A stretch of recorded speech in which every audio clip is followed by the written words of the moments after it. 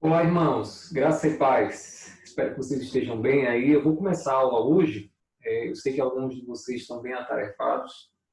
E aí nós vamos orar iniciando a nossa aula. E nós vamos agora terminar essa aula de hoje, que começou na semana passada. A aula de número 9. Tá bom? Então, vamos fazer uma oração. Enquanto isso, os demais irmãos vão chegando. E eu vou já colocar na tela para vocês aí o slide, tá bom? Meu Pai, nós te agradecemos mais uma vez por essa noite. Te pedimos que o Senhor nos ajude, esclarece, Senhor, a Tua palavra em nossas mentes, aquilo que nós aqui estamos com dificuldades de aprender, que o Senhor esteja nos dando graça. De cada um dos meus irmãos, aqueles que aqui estarão conosco essa noite e também aqueles que irão assistir essa aula posteriormente. Assim eu te peço e já te agradeço, em nome do Teu Filho amado Jesus. Amém. Amém. Israel, seja bem-vindo, viu? Vou compartilhar aqui com você a tela para a gente poder dar continuidade ao que a gente já vinha estudando, tá bom? Eu vou começar fazendo uma revisão, tá bom? Para a gente poder pegar o bonde, tá ok? Então, veja só, na última aula, né, nós vimos aí algumas coisas que nós devemos, não deveríamos, mas devemos aprender no decorrer dessa aula. Nós devemos, depois dessa aula, conhecer as técnicas usadas para o preenchimento do esboço do sermão. Aí a gente viu algumas dessas técnicas, definição, a questão da reformulação, vimos tudo isso. Vimos também que essas técnicas, como utilizar essas técnicas para o preenchimento do sermão. No final dessa aula de hoje, se Deus nos permitir, eu vou mostrar para vocês aqui como é que isso, tudo isso que a gente falou aplicado no sermão. Tá certo? Vou dar um exemplo aqui para vocês e vocês vão ver lá como é que acontece. Porque eu queria aqui já ressaltar uma questão. A gente aprende essas técnicas não é pela técnica em si. Essas técnicas, elas são usadas como ferramentas para que a gente possa escrever pontos da nossa pregação. Então, a gente vai usando cada uma delas com a finalidade de ilustrar, de narrar, de citar, né, de reformular, para que os pontos da mensagem fiquem guardados aí no coração do povo, na mente do povo que vai nos ouvir. E aí, essas ferramentas ficam mais fáceis na hora da exposição, esclarecer cada um dos pontos. E aí, também, depois dessa aula, devemos saber aplicar a ilustração. Né? A ilustração é uma ferramenta muito poderosa. Semana passada, porque vamos falar hoje, e eu vou dar aqui as orientações de como vocês utilizarem ilustração na hora do sermão de vocês. Uma pessoa perguntou a mim semana passada o seguinte: pastor, eu posso usar uma história bíblica para ilustrar? Né?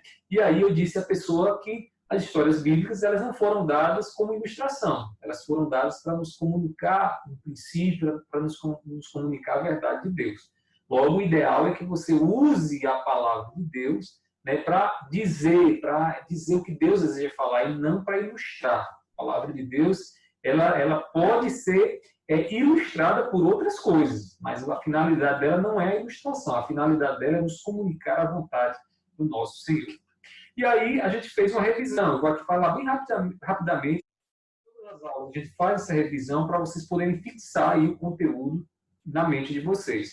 E aí, na montagem do sermão, a gente vai ver onde é que a gente está. Primeiramente, o que a gente faz? A gente seleciona a passagem, faz a perícope, né? Que é o corte lá no texto bíblico, escolhendo uma ideia completa lá numa passagem que a gente vai pregar. Feito isso, a gente faz o quê?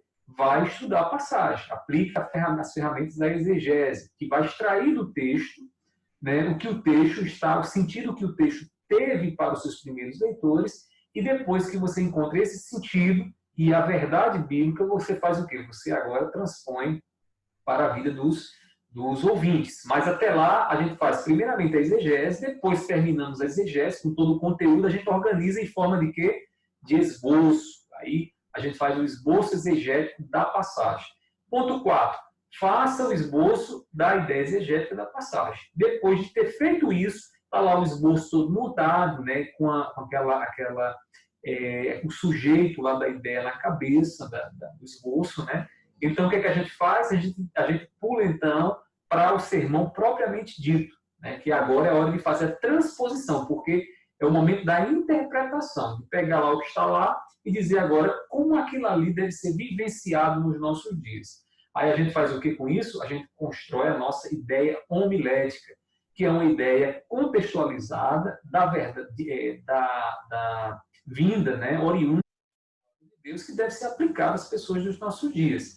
Ideia homilética nunca é uma ideia dita há 2000 anos atrás. É sempre algo muito contextualizado, muito contemporâneo, para que as pessoas possam entender a verdade de Deus nos dias delas, nos nossos dias. Feito isso, a gente determina o quê? O propósito do sermão. Aqui, muito cuidado na hora de determinar o propósito do sermão.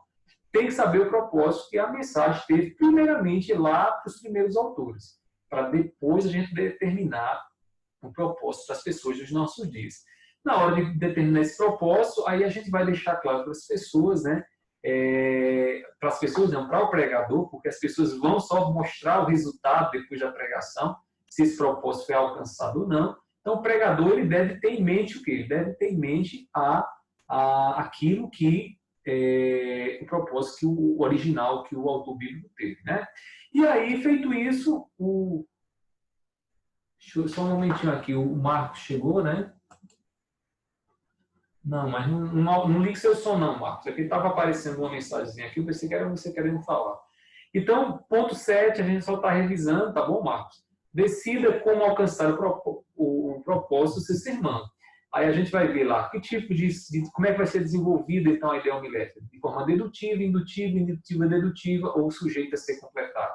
Feito isso, montamos o esboço e aí fazemos o quê? A pergunta analítica a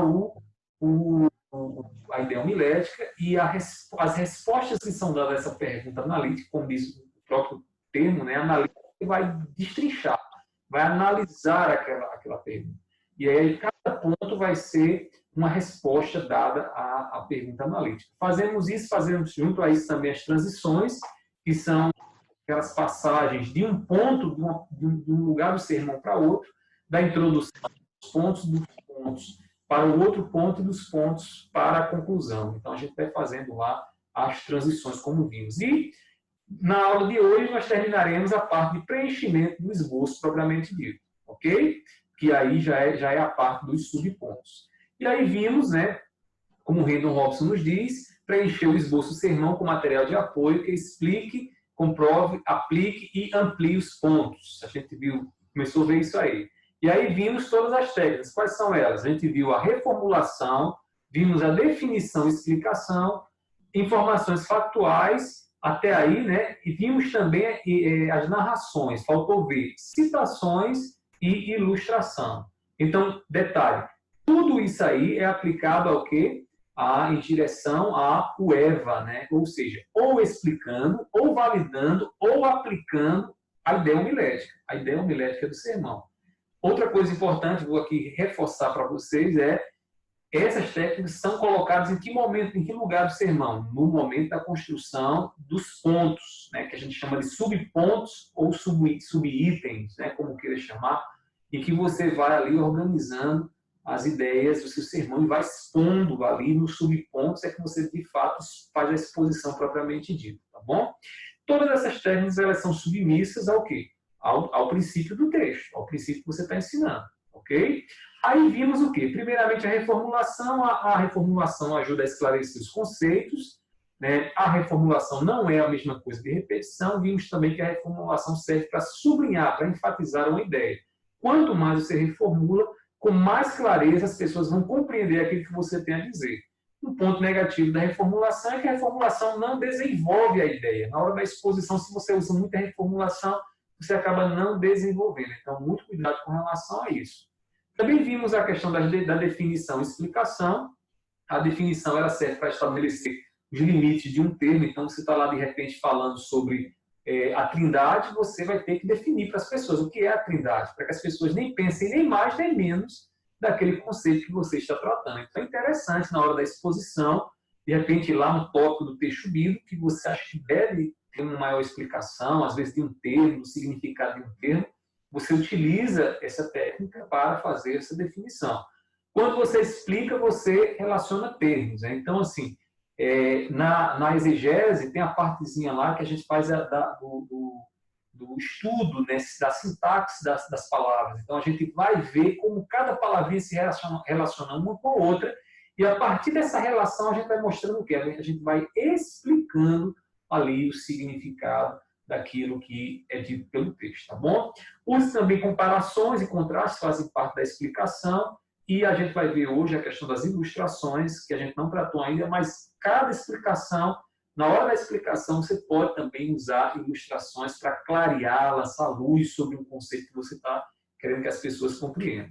Também você pode utilizar, na hora da exposição, informações factuais. O que são isso? São observações que você viu e que qualquer pessoa pode notar junto com você. Além disso, dados estatísticos você pode utilizar na hora de explicar o conceito bíblico, algo que você queira mostrar para as pessoas ali da Bíblia.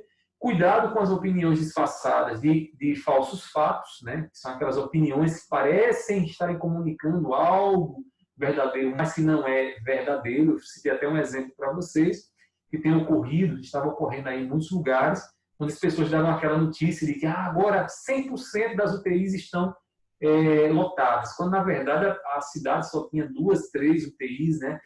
O número 100% parecia assim, um número absurdo, mas na verdade não era. E são falsos fatos, né? Falsos fatos, por quê? Porque não comunicam aquilo que a intenção do comunicador deseja dizer. E aí tomem muito cuidado quando forem citar fatos, tenham certeza de que aqueles fatos realmente são daquela forma, para que esses fatos ajudem e não prejudiquem a hora da exposição do texto bíblico, tá bom? Muito cuidado. Quando as estatísticas entrarem mesmo no sermão, devem ser tão simples quanto possível se sacrificar a exatidão, pois que vimos. E aí, ao trabalhar com estatísticas, os dados podem ser tornados significantes e vívidos se comparados com coisas dentro da experiência do auditório. Aqui já vou adiantando alguma coisa, né? Porque aqui, ó, quando você vai ilustrar, quando você vai falar de estatísticas, como é o caso aqui, e essas estatísticas elas são compreendidas dentro da experiência de cada um dos ouvintes, fica mais fácil para elas, né? Uma coisa é você saber que está acontecendo desmatamento de 2.000 metros quadrados por dia. Outra coisa é você entender que o Maracanã é um Maracanã por dia que está sendo desmatado. Então, o Maracanã é uma experiência, né, que todos nós ou já vimos, já fomos lá, e a gente sabe interpretar melhor. Então, o que é isso? É levar para dentro da experiência dos ouvintes, do auditório, aquilo que nós desejamos comunicar através de estatísticas, tá bom? E aí vimos o que? A narração, que foi a última técnica que a gente viu na última aula, né? A narração, ela comunica com a imaginação. A narração é você perceber, a partir do estudo exegético que você faz, alguns aspectos do contexto histórico que podem ser utilizados para clarear, para dar maior entendimento às pessoas sobre aquilo que o texto está falando. Por exemplo, hoje, antes dessa aula, eu estava fazendo uma live sobre a questão dos falsos profetas. E eu fiz a exposição lá de Jeremias, capítulo 23, 16 e 17. Depois, se vocês puderem assistir, eu coloquei o link lá no WhatsApp, certo? Lá da turma. Vocês clicam lá e vão ser levados lá para o Instagram. É o Instagram de um blog que tem Teologia da Reforma. É bem interessante lá. E aí nós fizemos a exposição. E aí foi interessante que eu usei essa técnica. Na hora que eu falei sobre se Paulo fosse falar para Timóteo hoje, alertar Timóteo acerca dos falsos profetas dos nossos dias. Então eu fiz uma narrativa. E na narrativa eu disse mais ou menos assim, olha, se Paulo fosse comunicar esse mesmo texto nos nossos dias, ele diria mais ou menos assim. E aí eu comecei a mostrar, olha, Timóteo, se esforce para deixar a palavra mais clara, né? Faça curso, se especialize para você poder pregar a palavra com mais clareza. E aí eu mostrei, né? Porque os crentes, os que se dizem cristãos nos nossos dias, eles vão muitas vezes buscar aquilo que o coração deles quer, aquilo que o coração deles deseja, e não que a palavra do Senhor ensina. Então eu fiz uma narrativa num diálogo entre Paulo e Timóteo para aplicar de forma mais clara o princípio que está lá no texto bíblico. Então perceba que tudo isso é usado como servo do princípio do texto. Então serve para ilustrar um princípio que eu estou ali mostrando que está nas Escrituras. O texto que eu preguei não foi o texto de Paulo a Timóteo, mas eu fiz uma citação desse texto e aí, compreendendo o significado da passagem, eu quis elucidar para as pessoas esse significado para que elas pudessem entender melhor. E aí, emprego o diálogo em suas narrativas, né? Quando você for fazer uma narrativa, você pode ir lá, de repente, fazer um diálogo tanto do indivíduo consigo mesmo, solilóquio, né? Conversar consigo mesmo, como também você pode, de repente, estabelecer um diálogo entre Paulo e Timóteo, né? Conversando, olha, Timóteo estava lá aperreado, com a igreja se desviando por um caminho diferente e tal, e aí você pode estabelecer um diálogo ali entre que Timóteo pergunta a Paulo, Paulo pergunta a Timóteo, e aí você faz isso para o quê? Para o seu auditório compreender o significado, o princípio que você deseja comunicar. Ok? Então, nós vimos até aí, isso aqui só foi uma revisão, certo? Do que a gente já tinha visto. Agora, nós vamos para o conteúdo novo, que é da aula de hoje. E aí, o uso de citações. O que são citações? Citações são frases, palavras que a gente usa de outra autoridade para esclarecer, para dar autoridade àquilo que a gente está dizendo, né? Então, citações elas servem para duas coisas. Primeiro, para expandir algo que você está explicando. Então, você, de repente, está tratando lá sobre um assunto, você conhece, você leu, fez uma leitura lá de um determinado autor, que explicou determinada passagem, determinado conceito melhor do que você. Então, nesse caso, você cita ele, né, faz referência a ele, para expandir conhecimento, para deixar ainda mais claro, né, e aprofundar com mais detalhes aquilo que você está querendo comunicar. Agora, muito cuidado, eu já digo de início, muito cuidado com citações. Tem um pregador aqui, muito conhecido no nosso país, que ele, no início do ministério dele, irmãos, ele citava muitos autores, Charles Spurgeon, Martin Lloyd Jones, tantos homens, ele citava muito mesmo, de maneira que a gente se perguntava se realmente o sermão era dele ou ele fez uma coxa de retalho lá com uma série de citações e começou então ali no sermão a falar aquilo ali.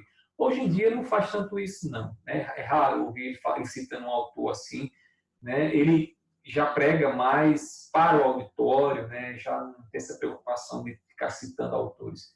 Mas assim, muito cuidado no uso de citação, porque se você citar demais, vai gerar a sensação de que, poxa, o pastor só fez lá um bocado de corte, lá de um bocado de livro, e ficou citando autor tal, autor tal, autor tal. Então, assim, o ideal é que você faça uma citação quando for necessário. E quando é que uma citação é necessária?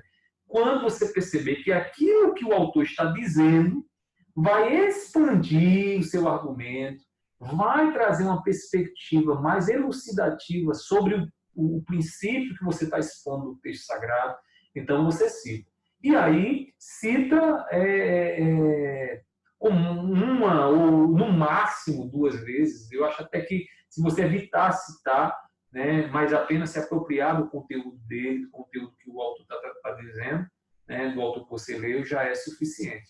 Aí, ó, o Randall Robson diz assim na página 157, citamos outras pessoas também porque temos melhores condições para conhecer os fatos ou interpretá-los, ou porque o auditório teria mais probabilidade de aceitar a avaliação delas. Ou seja, em outras palavras, o indivíduo é o argumento da autoridade, né? O indivíduo, por exemplo, é um especialista em grego, né? Se você não é especialista em grego, é mais confiável você ouvir a opinião do especialista em grego do que você ali tentar, você que não sabe do grego, tentar ler uma frase no grego. Então, assim, quando você percebe que o autor ele tem essa autoridade naquela área, então, nesse caso, você cita ele, porque ele vai dar sustentação àquilo que você está dizendo, ok? Use poucas citações em seus sermões, esse é o conselho que eu dou. Ah, pastor, é regra? Não, não é regra. A homilética tanto é arte, certo? Por conta da nossa criatividade, do nosso estilo, como também é ciência. Por quê? Porque tem regras, tem princípios. Por exemplo, o princípio da homilética. Todo sermão tem que ter introdução, desenvolvimento e conclusão, como qualquer outro texto, né? Tem que ter uma única ideia. Isso é regra. O sermão tem que ter isso. Mas com relação a essas questões de onde colocar, quando colocar, muitas citações, poucas citações, isso vai variar com o seu estilo. O que eu estou dando aqui a vocês é uma sugestão. Usem poucas citações na hora da sua pregação. Lembre-se que a pregação é você falando com os seus auditórios sobre o seu auditório.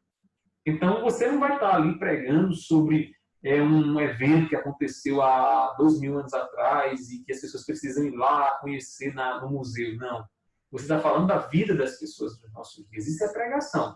Tá, ok? Saiu disso, se transforma numa preleção, numa palestra que você está dando, que você vai tratar de um assunto em terceira pessoa, né? Um assunto em que todos vão olhar ali de forma mais objetiva. No caso, o sermão, não. O sermão é você sendo voz de Deus falando diretamente às pessoas, tá, ok? E aí, nesse caso, você não precisa estar citando tantos autores assim, né? Até porque, às vezes, pode soar pedante para as pessoas, porque as pessoas vão dizer, ele quer demonstrar o quanto de leitura ele tem, né, citando tantos autores. Isso é muito mal, né, para uma pregação onde a palavra de Deus é quem tem que ter relevância, tá certo? Tem que ter evidência, melhor. Relevância ela sempre tem. Vamos lá, então, né? E aí, visto aqui as citações, essa é uma das técnicas que a gente pode utilizar. Outra técnica é as ilustrações. E aqui eu quero me deter um pouco mais. Por quê? Porque essa é uma das técnicas que nós mais utilizamos para expor, para ilustrar um princípio bíblico, né? As ilustrações bem escolhidas e pegadas com perícias reformulam, validam ou aplicam ideias ao relacioná-las a experiências tangíveis. Vamos aqui entender isso bem direitinho aqui. Olha, observe aí um detalhe interessante que o Randall Holmes ele vai sempre utilizar essa história do reformular, explicar, validar e aplicar. Por que ele usa isso? Ele usa muito isso porque essa é a maneira que qualquer um de nós utilizamos quando a gente vai explicar, quando a gente vai conversar sobre algo ou tentar persuadir alguém de algo, né? Então, se a gente está conversando, por exemplo, com a esposa, com a nossa esposa, como foi que nós queremos mostrar à nossa esposa que o dia foi ruim, então o que a gente faz? A gente começa a explicar onde é que a gente estava, a gente começa a mostrar argumentos ali, não necessariamente tão formais, mas palavras e fatos que são um tipo de argumento para sustentar a nossa tese de que o dia não foi legal. A gente aplica, né, aquilo que a gente aquilo que a gente viveu ali, o princípio que estava ali regendo as nossas ações naquele momento. Então, essa é a maneira comum, certo? O pensamento é organizar as ideias e expor as ideias para as pessoas. Então, o Randall Holmes ele vai estar sempre tocando nesse ponto.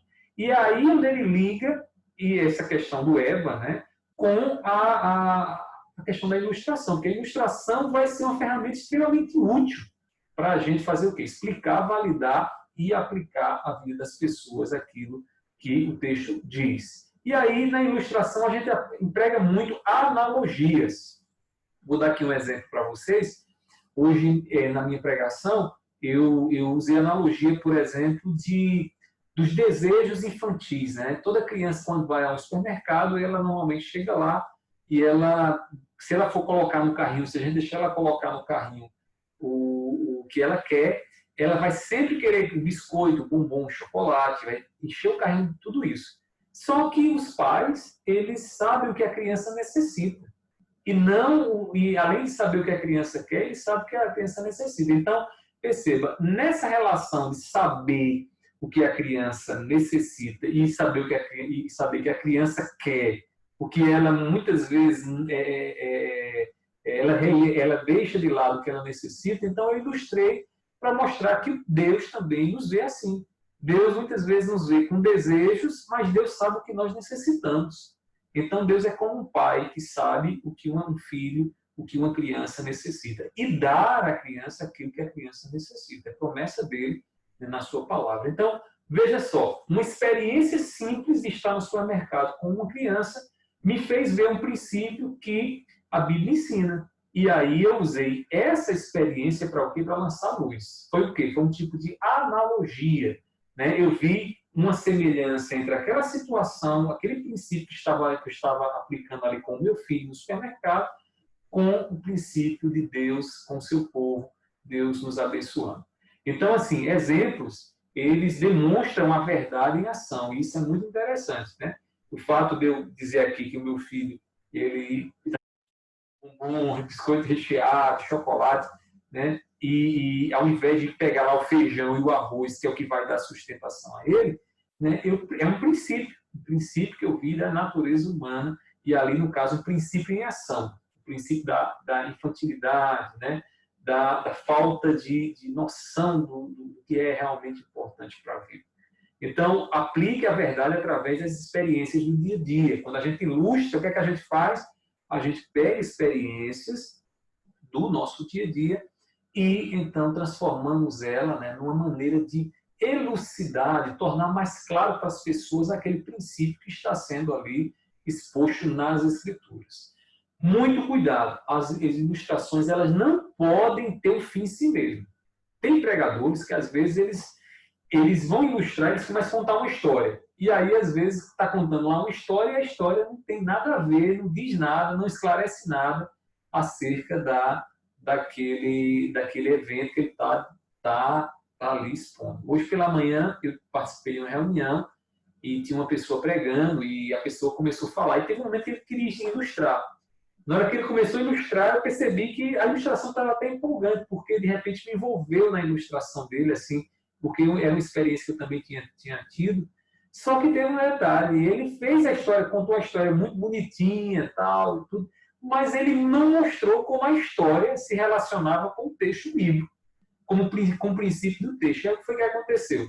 Como ele não relacionou a história que ele contou com o texto bíblico, a história ficou com o fim em si mesmo. Foi engraçado até, mas não é esse tipo de ilustração que é eficiente, não é esse tipo de ilustração que a gente precisa fazer. A nossa ilustração ela precisa ser serva do princípio do texto bíblico. Então, essa ilustração é feita para apontar, como diz o nome, elogio é lançar luz sobre o quê? Sobre aquilo que o texto bíblico tem a ensinar. Então, muito cuidado. Gosta de contar uma história, conte, mas conte essa história com a finalidade de esclarecer o princípio bíblico. Aí Henry Robson diz o seguinte: as ilustrações mais possantes, ou seja, mais potentes, que vão causar maior efeito, são aquelas onde a sua experiência, você como pregador, né, sua experiência pessoal se sobrepõe à experiência pessoal do ouvinte. Então, assim, se você de repente está pregando lá e tenta ilustrar uma coisa que você não tem conhecimento, você pode cometer, você pode perder o efeito ali daquela ilustração. Esses dias aconteceu uma coisa bem parecida comigo. Foi uma situação, eu estava pregando e eu usei uma ilustração da mitologia grega, né? Não sei se vocês já ouviram falar, chamado Calcanhar de Aquiles. E aí, na minha pregação, está eu lá pregando sobre o calcanhar de Aquiles, me detendo apenas naquilo que Hollywood, né, nos mostra nos filmes, né, do Aquiles como aquele herói que leva uma flechada no calcanhar e morre e tal. E aí eu ilustrei o princípio de que nós temos, né, como seres humanos falhos, pontos fracos, que são como o calcanhar de Aquiles, e que nós precisamos pedir a Deus e revista a nossa vida para que não exista nenhum lado da nossa vida descoberto, para que a gente possa realmente resistir ao diabo e vencer o diabo. E aí, beleza, eu fiz essa ilustração, foi o que aconteceu. Quando eu cheguei em casa, aí uma irmã da igreja, que ela estudou muito mitologia grega, foi o que ela fez? Ela me chamou: pastor, o senhor falou hoje sobre o calcanhar de Aquiles, mas a história de Aquiles não é bem aquela ali, não. E aí ela foi me corrigir. Ela disse: olha, o calcanhar de Aquiles, e aí ela mostrou que o calcanhar de Aquiles era um ponto fraco, porque quando Aquiles foi batizado, a mãe dele, apenas o calcanhar dele. Foi o único lugar onde não foi mergulhado no batismo dele. Então, aquele lugar ficou vulnerável.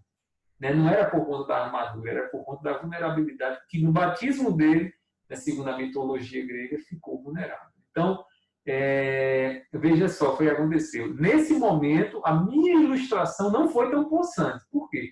Porque alguém, ao ouvir o que eu estava dizendo lá na igreja, compreendeu melhor a minha ilustração do que eu.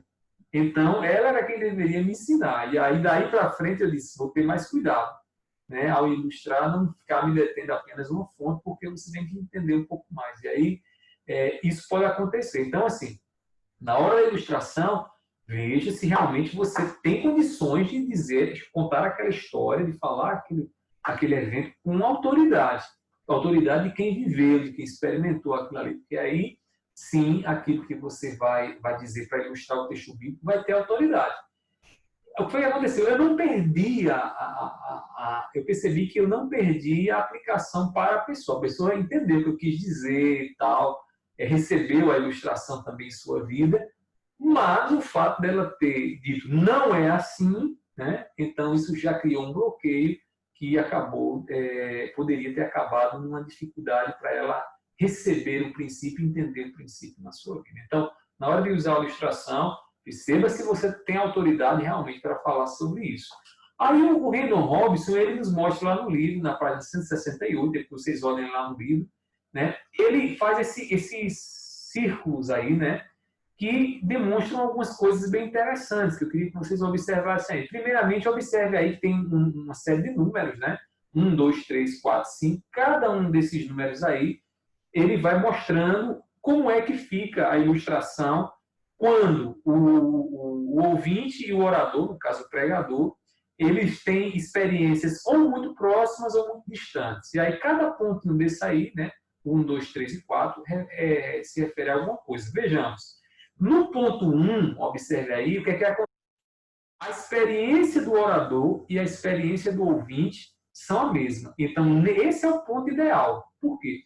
Porque você vai estar falando para o ouvinte, ilustrando ao ouvinte, e o ouvinte vai entender realmente o que você está falando. Né? Por quê? Porque também faz parte da experiência do seu ouvinte. E aí, nesse caso aí, o ideal é que você o quê? Você saiba mais ou dê uma perspectiva diferente sobre aquela experiência que o autor também conhece. Né? Então, se o autor, a menina lá que eu falei para vocês, ela sabia da ilustração lá de Aquiles, né? Da história de Aquiles, eu deveria também saber da mesma história, só que eu daria agora o quê? Uma nova perspectiva, né? Relacionando com o quê? Com a fraqueza humana.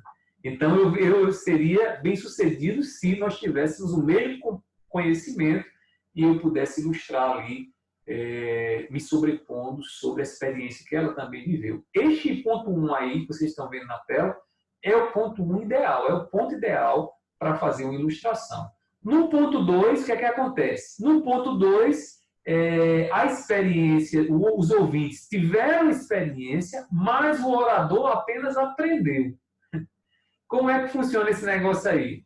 Nesse caso aí, o orador ele tem um conhecimento, né? Talvez já ouviu falar, já leu em algum lugar algo sobre, mas os ouvintes viveram. Então, quando os ouvintes viveram, eles têm bem mais informações, bem mais autoridade do que você. Então, na hora de fazer a ilustração, cuidado. Se você não viveu, se você não teve a experiência ali, o melhor é que você procure outra maneira, use outra técnica aí para esclarecer o princípio, para fazer a exposição do princípio. Agora, se vocês viveram juntos, ou se você viveu e os ouvintes, né, apenas aprenderam, aí sim é favorável a você, né? Vale a pena você fazer a ilustração.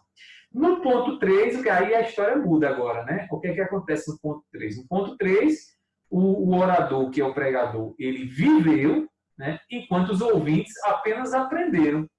Apenas aprenderam.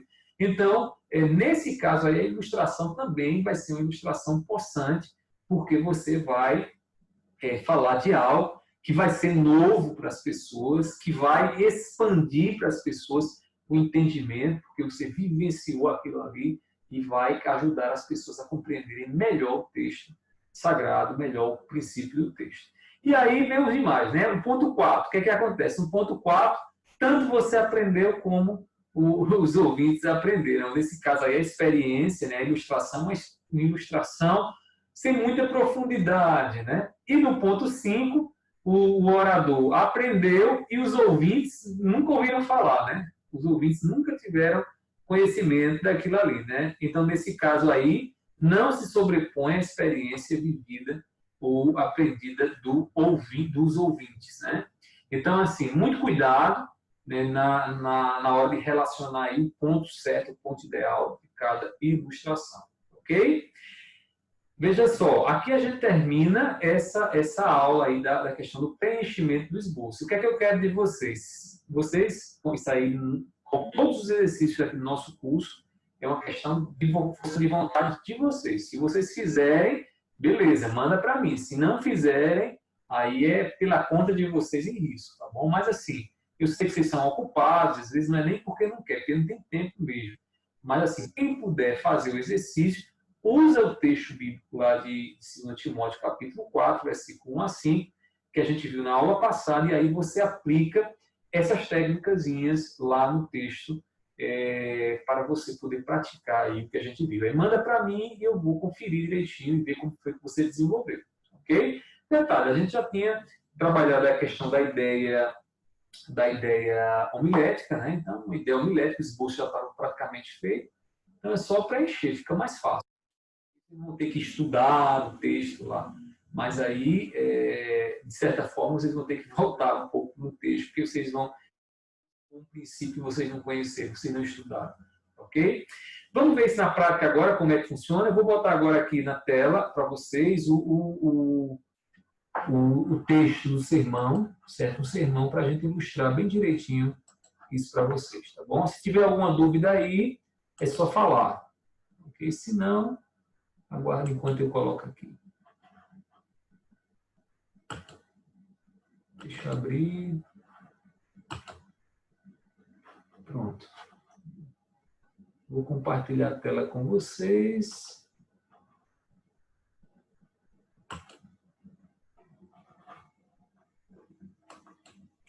Beleza, deixa eu abrir aqui. Esse sermão aqui que eu vou mostrar a vocês foi um sermão que eu preguei, inclusive, ontem. Ontem e hoje à noite também. Ontem e hoje à noite, eu dei uma live para um canal e era sobre esse tema aí, né, os falsos profetas, né? Então, vejam só, aqui, o que é que nós temos? Nós temos aqui o ponto. Ó. Deixa eu subir aqui um pouquinho para poder ficar melhor. Pronto.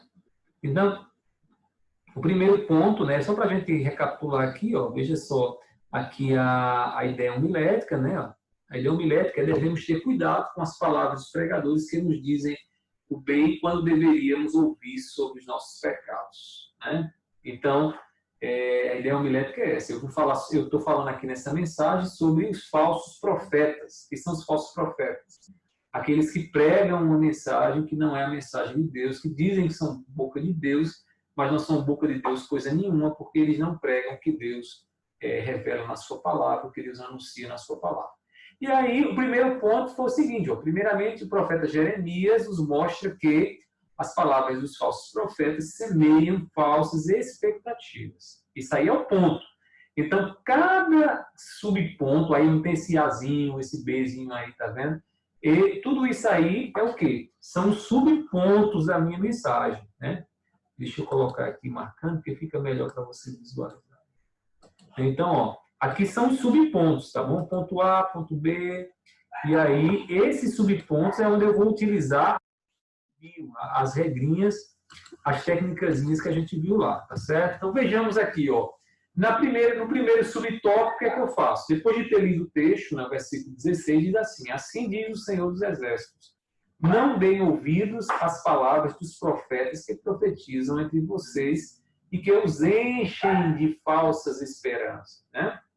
Então, o texto está aí, a explicação agora vem, né? Então, ó, Deus alertou seu povo contra os falsos anuncios que falavam de um futuro que não existiria. Esse princípio agora, eu vou estar explicando, isso aqui é tudo explicação, esse primeiro tópico, normalmente, no desenvolvimento dos meus sermões, eu costumo colocar no primeiro ponto, não é sempre, mas eu coloco no primeiro ponto uma explicação e algumas definições sobre o que o texto bíblico diz. Né? Faz parte da exposição, dizer o que o texto diz, mostrar alguns detalhes do texto que às vezes passa despercebido para o ouvinte. Aí o que foi que eu fiz? Nesse primeiro ponto eu fiz exatamente isso. Ó. O povo deveria entender que os dias que viriam seriam dias de sofrimento. Né? Jeremias estava falando ali uma profecia difícil para o povo de Judá, porque a profecia consistia em Deus dizendo, se entreguem à Babilônia para serem levados cativos por conta dos pecados de vocês. Então, Jeremias foi responsabilizado por essa profecia. Mas o povo não queria ouvir Jeremias, o povo queria ouvir os falsos profetas. E aí eu continuo explicando. Né? O verdadeiro profeta disse ao povo que eles seriam levados cativos para a Babilônia. E aí é a contraste entre Jeremias e os falsos profetas daqueles dias, né? Dentre eles Hananias, que é bem conhecido, né? Que tirou o jugo de madeira de Jeremias e disse que Deus ia dar um jugo de ferro sobre ele, né? Ou melhor, Deus disse que ia dar um jugo de ferro sobre o povo de Judá. E aí ele diz, mas os falsos profetas diziam, vocês terão paz. Observe aí que eu boto o versículo 17 e faço uma relação entre o versículo 16 e 17, mostrando lá, ó, vocês terão paz. Essa é a mensagem dos falsos profetas, que dizem ao povo, não se preocupe, não, vai dar tudo certo, né? Não vai ter problema nenhum com vocês. Mesmo que vocês estejam distantes de Deus, não vai ter problema nenhum com vocês. E aí, Jeremias faz exatamente o contrário, né? Eles davam ao povo o quê? Uma expectativa ilusória e fantasiosa. Foi que eu fiz esse ponto A, expliquei, defini, relacionei termos. Isso aí a gente viu lá a técnicazinha da explicação, definição, que você pode utilizar inicialmente. Aqui eu abro um parênteses. Não é regra, tem que ser sempre assim, não. Senão seus sermões na sua igreja vão virar sermões monótonos, né? Onde as pessoas já sabem onde é que começa, onde é que termina. Eu torno a dizer, homilética tem muito de arte, né, da criatividade do pregador, e tem também as suas regras. Então, vocês precisam saber aí, usar aí o momento da criatividade e o momento das regras. Tá bom? Mas aí eu estou dando aqui um exemplo de um sermão que eu preguei, e não prego todos os sermões dessa forma. Costumo usar a explicação no início, mas às vezes não. Às vezes eu costumo começar logo ilustrando, contando uma história, né, para que vai explicar o conceito que eu quero falar naquela passagem. Aí, ó, na continuação, nos parágrafos seguintes, foi o que eu fiz. Aqui, ó, diz assim, os semeadores de ilusão estavam no meio do povo de Deus, né? Semeadores de ilusão. Quem são semeadores de ilusão? Os profetas, falsos profetas, mesmo. Homens que colocam uma expectativa que nunca se realizará, conforme o que eles dizem, no coração do povo, né? São os falsos semeadores, os semeadores de ilusão, né? Aí, ó, Deus, como foi que eu mostrei isso aí? Deus exorta seu povo dizendo que esses falsos profetas estão entre vocês. Mais uma vez, eu chamei a atenção para um quê? Para uma parte do texto sagrado. Observe em cima, aqui no versículo 16, ele diz assim, ó, não deem ouvidos às palavras dos profetas que profetizam entre vocês. E aí eu dei a ênfase nesse entre vocês para mostrar o quê? Que muitas vezes o ensinamento vem de dentro da comunidade para fora e não de fora para dentro. Porque a gente acha que vai entrar um falso ensino, né, lá de fora, vão vir lá fora ensinando alguma coisa e vão entrar na igreja. Às vezes não. Às vezes o falso profeta está no meio da comunidade, no meio do povo. Era assim que os falsos profetas estavam lá na época do profeta Jeremias, né? Enquanto Jeremias estava profetizando no meio do povo, mas no meio do povo também havia o joio que estava ali no meio do trigo, que eram os falsos profetas. E aí eu continuo mostrando, né? Eles anunciam suas falsas esperanças dos púlpitos ou bancos da igreja. Aí já fui trazendo para nós, contextualizando. A igreja precisa estar atenta ao que disse Jesus. Eu usei agora o quê? Um texto, né, de outra passagem para lançar luz sobre essa passagem no Antigo Testamento. E aí Jesus diz o quê? Cuidado com os falsos profetas, que se apresentam a vocês disfarçados de ovelhas, mas por dentro são lobos vorazes. Mateus 7,15, né? Isso é uma interpretação intertextual. Que aí vocês podem ler um pouco mais de hermenêutica, porque vocês sabem que em relação intertextual é quando você pega um texto que não está dentro da sua perícope para lançar luz, né, numa passagem, uma ideia que daquela perícope que você separou para estudar. Então, fiz exatamente isso. Peguei Mateus 7,15 para lançar luz. E aí dei ênfase no quê? Quando Jesus diz assim, disfarçados de ovelhas. Ou seja, se está disfarçado de ovelha, ele está lá no meio do redil, no meio do rebanho, né? Então, é um indivíduo que não está fora, é um indivíduo que está dentro da comunidade, que está lá, né? Parece ser um crente, mas ele está ali só semeando a mentira, o engano e a ilusão do coração do povo. Esse é o falso profeta. E aí eu usei outro texto também para clarear e aí para ratificar o juízo, né, que Jeremias já estava proclamando de Deus sobre aquela nação. E aí eu usei o texto lá de Ezequiel 13, versículo 3, que diz assim: ai dos profetas loucos, que seguem o seu próprio espírito sem nada ter visto. Então, peguei esse texto, relação intertextual, ou seja, de um texto da passagem com outro texto das Escrituras, e ali lancei luz para poder clarear o entendimento das pessoas e as pessoas perceberem o princípio. Qual é o princípio? O princípio de que os falsos profetas muitas vezes estão no meio da igreja. E esses falsos profetas que estão no meio da igreja estão semeando o quê? As falsas expectativas no coração do povo. Estão percebendo como é que acontece o desenrolar da exposição? Isso aqui que eu estou fazendo agora é a exposição propriamente dita, né? Pregação expositiva, isso aqui é o cerne, né? A gente vai explicando isso aqui, vai mostrando o texto bíblico e depois a gente vai fazer o quê? Aplicar. Ler o texto, explicar o texto e aplicar. Isso é a exposição propriamente dita, tá bom? Aí, ó, na letra C, aqui observe, foi o que eu fiz agora, ó. O profeta Jeremias sofreu bastante ao entregar a palavra de Deus. O povo só queria ouvir aquilo que lhe era favorável. Lhes era favorável, né? Para o profeta, aí eu usei outra experiência lá do que Jeremias fala, e aí eu coloquei. O profeta Hananias era bem-quisto, né, no meio de Judá. Por que era bem-quisto, bem querido? Porque falava exatamente aquilo que o povo queria ouvir. Né? E aí contei a história lá para o povo, para os meus ouvintes, né, dessa pregação, e que Hananias havia dito ao povo, lá no capítulo 28, que ia dar tudo certo, que o povo não se preocupasse, era sombra e água fresca, enquanto Jeremias profetizava a destruição, o cativeiro sobre o povo. E aí Deus, no momento lá, Hananias pega o jugo de Jeremias e quebra o jugo, que era um jugo de madeira, que é usado para simbolizar aquilo que Deus estava decretando sobre Judá, que eles iriam ser cativos, presos, aprisionados por uma nação pagã. Então Jeremias sai dali, e o que acontece? Quando vai mais adiante, Deus fala ao coração de Jeremias e diz a Jeremias: ó, volte e diga ao povo que eles quebraram o jugo de madeira e eu porei um jugo de ferro sobre eles. Então era uma palavra mais dura ainda que Jeremias havia falado. Usei essa explicação que o próprio Jeremias dá, né, para o quê? Para clarear ainda mais. E clarear o que aqui? Que o profeta, né, agora, ó, o princípio, o profeta, ele sofre por ser fiel a Deus, por falar a verdade e não dizer falsas expectativas, falar de coisas mentirosas, ilusórias para o povo. E aí, na letra D, agora sim eu faço o quê? Uma ilustração. Veja como eu ilustrei aqui esse ponto dessa mensagem. A ilustração ficou assim, ó: as crianças são facilmente inclinadas a se alimentar com besteiras. Lembra que eu falei para vocês? Pronto, eu apliquei nesse primeiro ponto aqui, ó.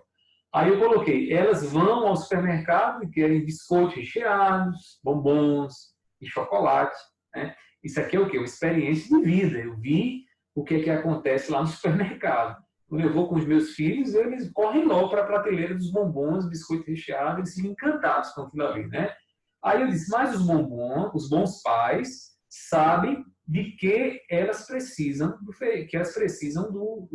feijão e do arroz, que é algo que elas não vão procurar. Uma criança correr à prateleira do feijão e dizer: ah, eu quero feijão, ou como eu queria levar um feijão para casa. Elas não vão fazer isso, né? Elas vão para o lado do bombom e do chocolate. Aí eu fiz agora a aplicação, né, do princípio, que eu vi lá na minha experiência no meu dia a dia. Deus alimenta o seu povo com o que o seu povo necessita e não com aquilo que o seu povo quer, deseja, né? E aí eu faço aqui o que? Uma distinção entre desejo e necessidade. Porque às vezes o desejo do povo, da igreja, é um que não quer, né? É um desejo que Deus não deseja. Logo, o povo necessita do quê? O povo necessita daquilo que Deus tem para ele. E o povo de Israel ali, lá em Judá, estava necessitando do quê? Do juízo. O povo havia quebrado a lei do Senhor, havia se distanciado da aliança do Senhor por conta da desobediência, e a consequência foi o quê? A consequência foi o juízo, a maldição da lei. Então, Deus manda a maldição com a finalidade de que o povo se arrependa. E o povo vai ser levado cativo, né? Nabucodonosor vai levar o povo cativo por conta da desobediência deles a Deus. Pronto, feito isso, aí eu faço o que agora? Agora eu concluo a exposição fazendo a aplicação. Olha só, a aplicação, normalmente eu marco com esses dois pontinhos aqui, essas duas setinhas. Às vezes eu coloco só uma aplicação. Nesse sermão aqui eu coloquei duas, viu? Aí, ó, o princípio que eu vou aplicar, qual é o princípio? O princípio das falsas expectativas, né?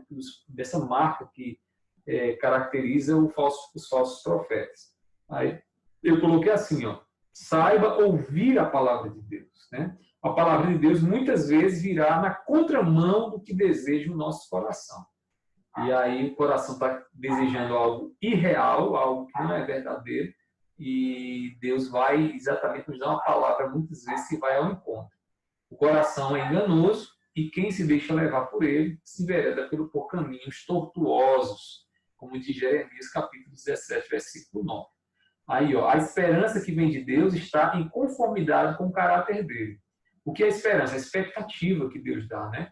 Os falsos profetas, eles faziam o quê? Eles criavam expectativa e em detrimento do caráter de Deus, porque o povo havia pecado e eles diziam que ia dar tudo o povo estando em pecado. Quem está em Cristo Jesus, pode ter boas esperanças, pois não há mais condenação sobre a sua vida.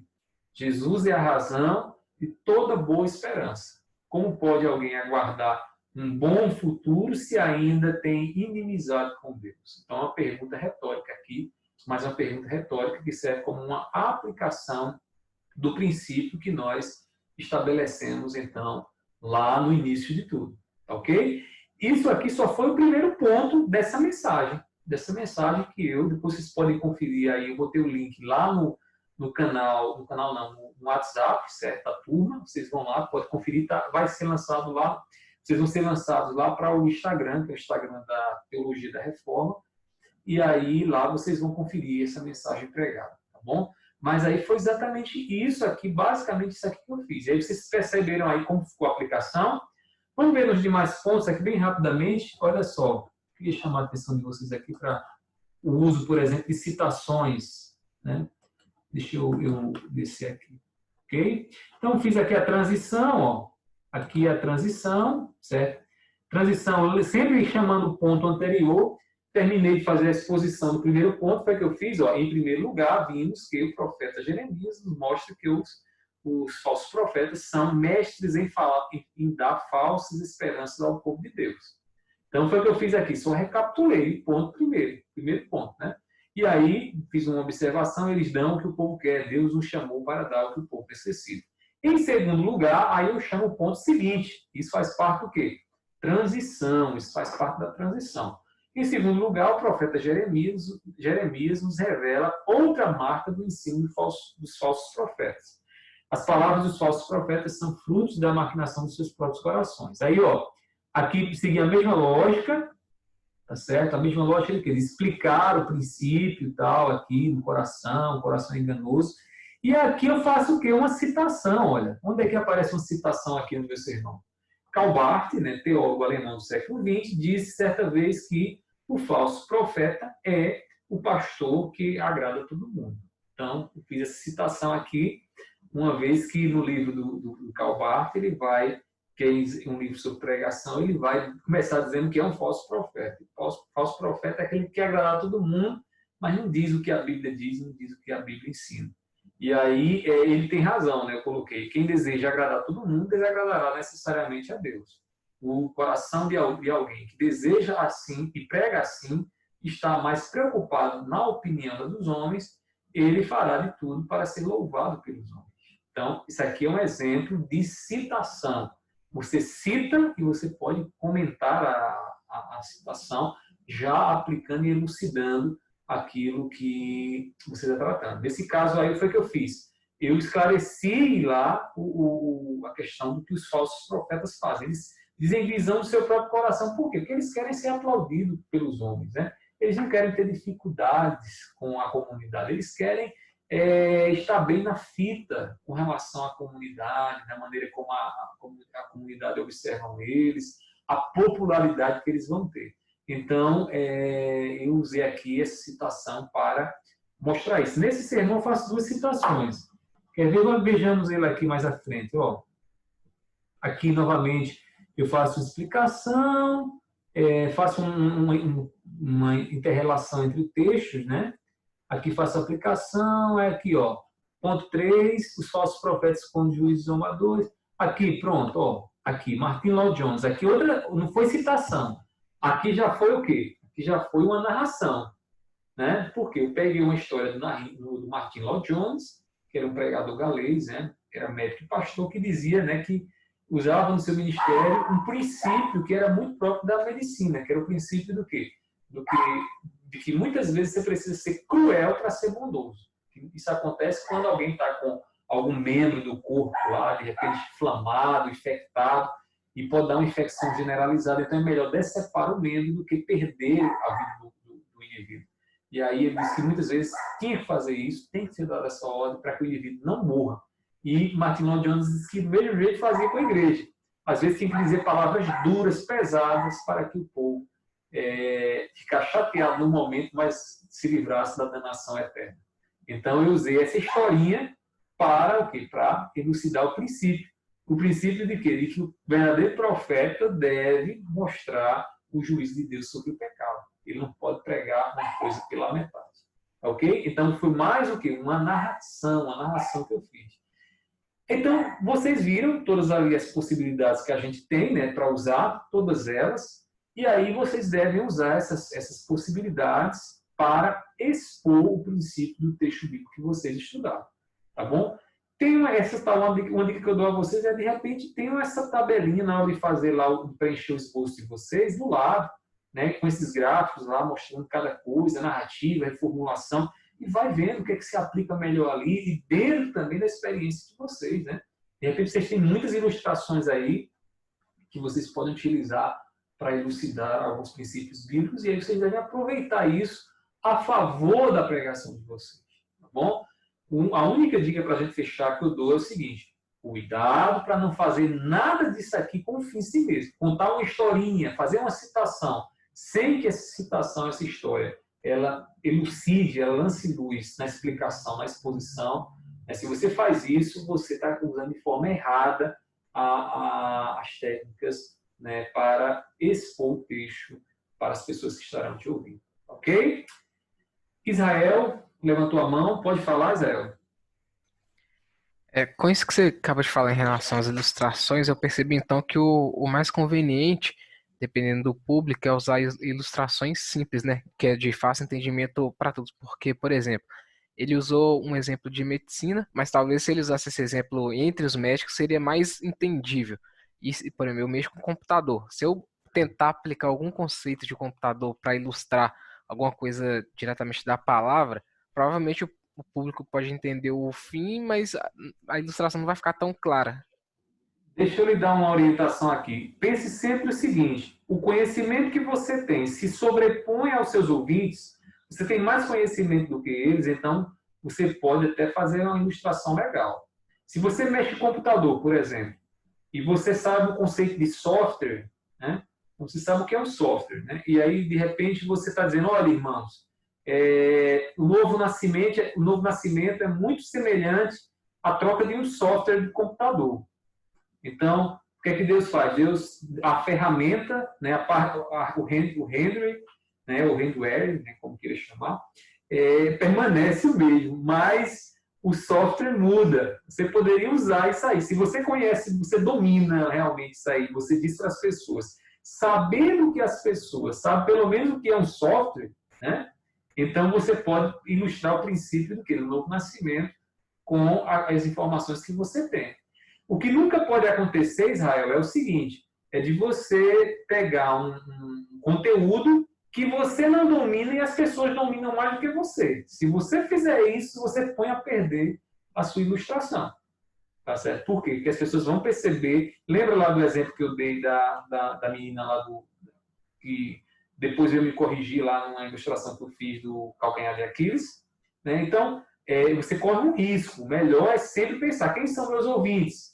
Vou pregar para a igreja, vou pregar onde? Será que eu domino mais isso do que eles? Né? Se você percebe que você não domina mais do que eles, aborte. Né? Não use. Espere um pouco mais, ganhe mais experiência para você tratar. Agora, sim, uma maneira de você sempre ilustrar de forma muito poderosa é vocês estarem mais atentos ao que acontece na vida de vocês. Olha, qualquer experiência de vocês, elas têm muitas ilustrações a ser dadas. Né? Se você diz assim, eu costumo dizer, quando eu quero pensar uma ilustração, eu digo assim, eu percebi que, por exemplo, sei lá, né, os livros organizados aqui são mais fáceis de ser encontrados. Percebi isso. Detalhe, que princípio está aqui? O princípio da organização. Então, a organização facilita a localização. Eu poderia usar essa ideia só olhando para aqui, ó, de que, de repente, algo mais organizado é algo mais fácil de ser encontrado. Assim como o estante de livros bem organizado é mais fácil localizar um livro, assim também na vida da gente. Se na casa da gente tiver tudo bem organizado, fica mais fácil a gente encontrar. Então, está observando como, só de olhar ao redor, a gente encontra muita coisa que a gente pode utilizar para ilustrar. Então, assim, a dica que eu dou a vocês é estejam mais atentos aí ao que vocês têm vivido, às experiências que vocês têm passado. Né? Às vezes caminhando na rua, observando um movimento, às vezes em casa, às vezes a maneira até como você está se vestindo, ou uma atividade que você está vendo ser realizada lá no seu trabalho. Tudo isso vai servir para ilustrar princípios. Se você conseguir perceber o princípio que está ali naquela atividade, ele vai ser útil para você cedo ou tarde utilizar em algum momento da sua pregação. Ok? Aí, nesse caso, você fala com autoridade, porque você viu, você chegou lá, contemplou aquilo ali, é bem mais fácil. Você corre menos o risco. Entendeu, Israel? Entendi. E nesse caso você usou uma questão interessante, você falou da questão do software, mas, por exemplo, eu poderia explicar o que seria isso para poder todos entender melhor a ilustração, ou o ideal seria não explicar as palavras, por exemplo. Talvez se for explicar para um determinado tipo de público que não tem muito contato com tecnologia, eles nem vai saber o que significa software. Talvez um Aí, nesse programa ou caso, aplicativo seria mais fácil para eles entender, por exemplo. isso. É exatamente isso. Se você leva, por exemplo, algo que você, em vez de falar de software, você fala de aplicativo, todo mundo hoje sabe o que é um aplicativo, porque todo mundo tem celular e sabe que tem que instalar um aplicativo. Fica mais fácil para as pessoas. Você tem que sempre pensar também na experiência do ouvinte, porque se você vai falar de uma coisa que as pessoas nunca viram, sabe? Imagine você falando sobre software para uma tribo indígena localizada no meio do Amazonas, né? Você está pregando lá o evangelho. Meu irmão, você vai ter muitas dificuldades de explicar para eles o que é um software, eles entenderem o que é um software, né? Então, assim, você tem que entender, tem que buscar experiências. O ideal é que tanto os seus ouvintes como você tenha vivido aquela experiência, saiba do que se trata, para que você possa dar o enfoque que você já sabe ali naquilo que você está tratando. Tá entendendo? Entendi. Entendeu? É só ter esse cuidado aí, que aí as ilustrações de vocês serão muito poderosas. Mas, mais uma vez, eu bato nessa tecla. Cuidado só para não ilustrar por ilustrar. Como a historinha do pastor já hoje pela manhã, né, que eu estava na pregação lá, ele contou de uma história lá de uma senhora que morava, inclusive, na mesma cidade que eu, por isso que eu me identifiquei com a ilustração, e eu sabia quem era a senhora. E ela tinha 22 filhos, né? E o pastor começou a falar, olha, eu tenho 22 filhos, imagine lá quando está todo mundo reunido para comer, e de repente um está sem comer, aí sai tirando a comida de um prato para o outro e tal. É uma dor de cabeça, né? E a mãe dessa... Ele falou a história, a gente achou interessante, mas não tinha um propósito. Não elucidou aquilo que ele estava tratando. Então, foi o que aconteceu. A mensagem, né, a ilustração, ela perdeu ali a sua eficácia, porque ela deixou de ser eficiente, melhor dizendo, na hora de comunicar o princípio do texto bíblico. Né? O texto é o centro, tudo o que acontece para que o texto seja elucidado, porque o nosso propósito é que o povo compreenda a Bíblia, o princípio que a Bíblia está ensinando. Tá bom? Tendo esse cuidado aí e atentando para o que foi falado, vocês certamente não terão dificuldade na hora de fazer a exposição de vocês. Tá bom? Mais alguma dúvida?